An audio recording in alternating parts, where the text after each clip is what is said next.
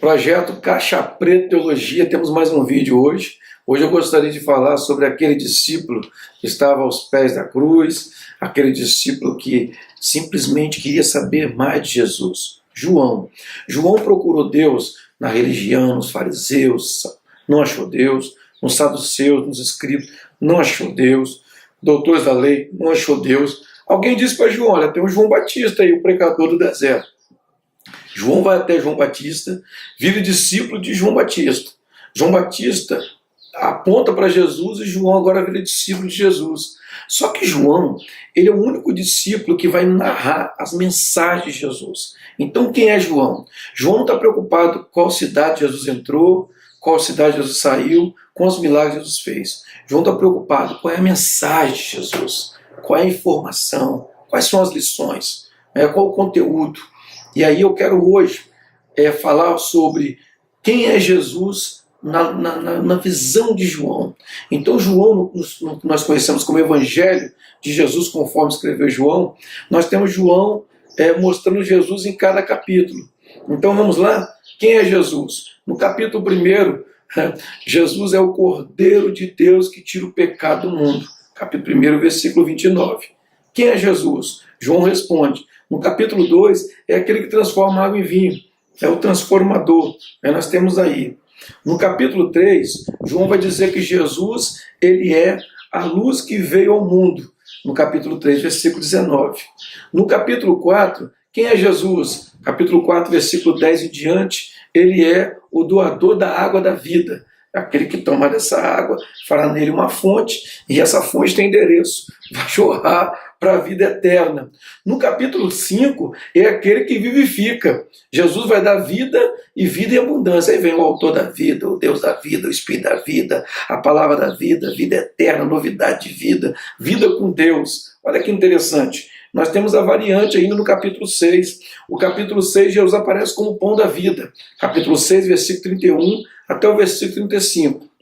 Quando chega no capítulo 7, ele é o Cristo. A palavra Cristo significa aquele que liberta, depois organiza e depois ele julga. E aí é interessante. No capítulo 8, ele é a luz que veio ao mundo. Ele diz no capítulo 8, versículo 2, eu sou a luz do mundo, quem me segue de modo algum andará em trevas, mas terá a luz da vida. Aí mostra que ele é se eu andar nele, se eu andar na luz. É uma condicional, é interessante. No capítulo 9, é engraçado que ele aparece como juiz. Olha que interessante, versículo 39, eu vou ler. Prosseguiu então Jesus dizendo, eu vim a este mundo para juízo, a fim dos que não veem, vejam, e os que veem se tornem cegos. Ele vem dar um juízo. Olha que interessante, no capítulo 10, ele é o bom pastor.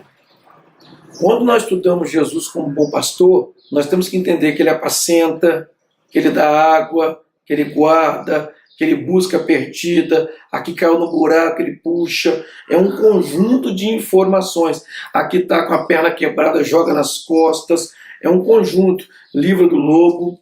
No capítulo 11, ele é a ressurreição e a vida. Ele enfrenta a morte, porque o homem tem medo da morte. A morte pega alto, pega baixo, pega gordo, pega magro, pega rico, pega pobre, pega bonito, pega feio, pega famoso, pega anônimo e vai pegando. E é interessante que ela vai levando. Jesus enfrenta a morte dizendo, eu sou a ressurreição e a vida. Engraçado que ele venceu a morte várias vezes. Ele ressuscitou a filha de Jairo, ele ressuscitou a Lázaro, ele ressuscitou o filho daquela viúva, Naim. Engraçado que ele venceu a morte, vencendo a morte, ressuscitando a si próprio. Jesus ressuscitou o terceiro dia. Atos dos Apóstolos que era impossível que ele fosse retido por ela. No capítulo 12, ele é um rei montado numa jumenta. Olha que interessante. No capítulo 13, ele aparece como filho do homem. 13:31. Olha só. Tendo ele, pois, saído, disse Jesus, agora é glorificado o Filho do Homem. Jesus vai falar algumas vezes sobre ele como Filho do Homem. Por exemplo, Mateus 24:27. Pois da mesma maneira que um relâmpago sai do Oriente, brilha até o Ocidente, assim estará a vinda do Filho do Homem.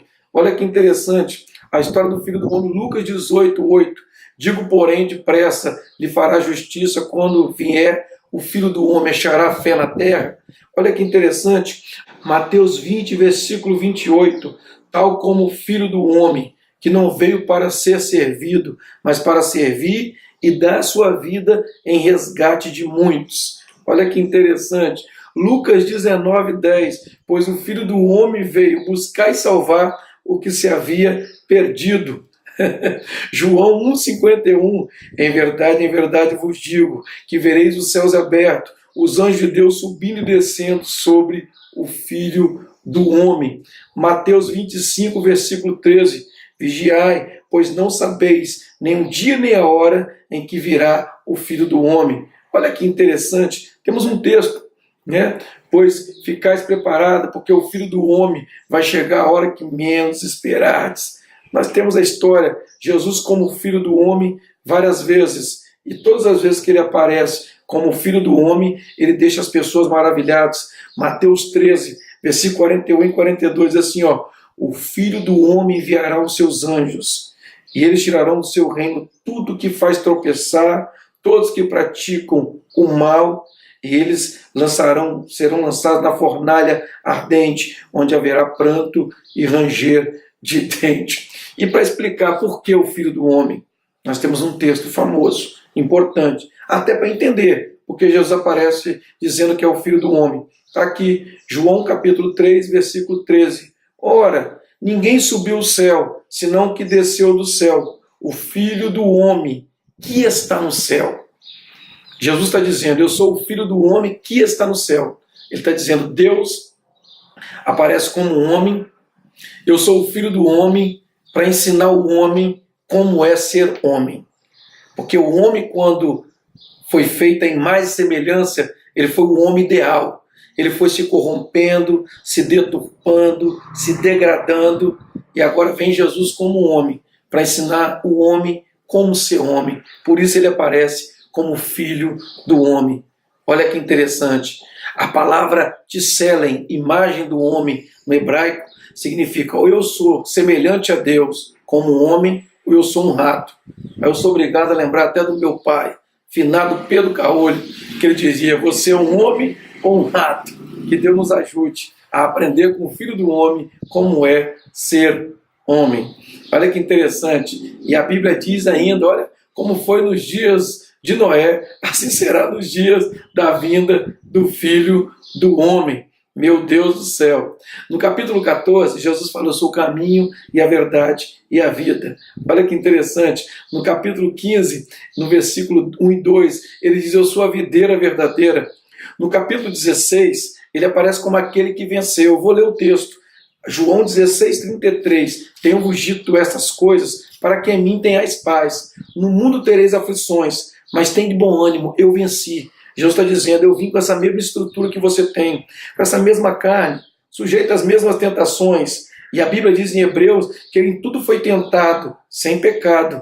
E ele fala, eu venci. Com essa mesma estrutura, eu venci. Olha que interessante. Então quem segue a Jesus tem como vencer. Lá na cruz, quando ele diz, está consumado, tetelestai, dentre vários significados, significa, eu sou o vencedor. Olha que interessante.